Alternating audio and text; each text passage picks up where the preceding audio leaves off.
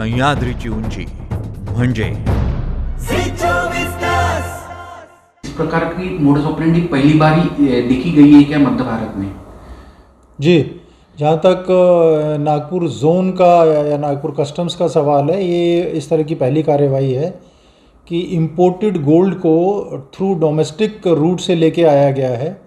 और हमारे जो ऑफिसर्स हैं उनके पास बड़ी सटीक जानकारी थी और उस जानकारी के चलते हुए उन्होंने इसको पकड़ा है।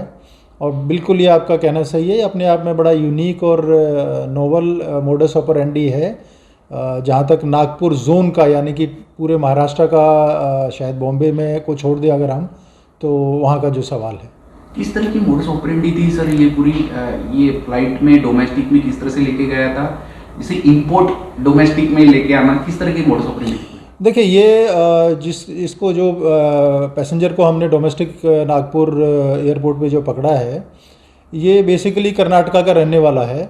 और ये मुंबई एयरपोर्ट, इंटरनेशनल एयरपोर्ट पे गया। वहाँ पर प्री डिटरमाइंड प्लेस पे, यानी कि किसी बाथरूम में, टॉयलेट में, एक पर्टिकुलर सीट पे उसको ये पेस्ट फॉर्म में 2 पैकेट लगाए गए। वहाँ ये गया, वहाँ से उसने रिट्रीव किया, डोमेस्टिक फ़्लाइट पकड़ी, नागपुर तक में आया।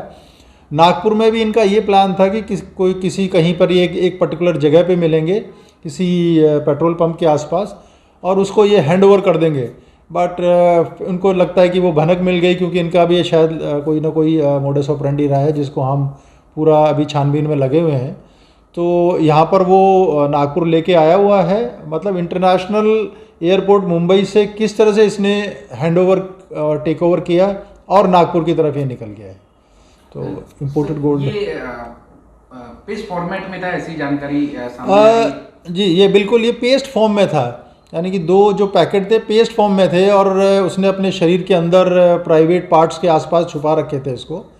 और अगर कोई देख भी ले, पकड़ भी ले, तो वो बड़ा आराम से शायद ये कह सकता था कि ये तो पेस्ट है, गोल्ड तो है नहीं है। क्योंकि अब तक जो गोल्ड नॉर्मली जो आता था वो बिस्किट फॉर्म में आता था, सॉलिड फॉर्म में आता था।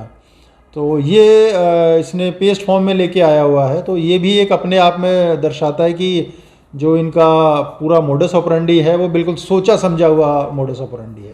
सर, और एक जानकारी चाहिए, कब से शुरू होगा इसकी कुछ तहकीकात हुई है, क्या जानकारी मिले, और इसके पीछे किसका मास्टरमाइंड उसके पीछे? देखिए, ये सब तो अब हमारे पास कुछ जानकारियां हैं और इन्वेस्टिगेशन का विषय भी है।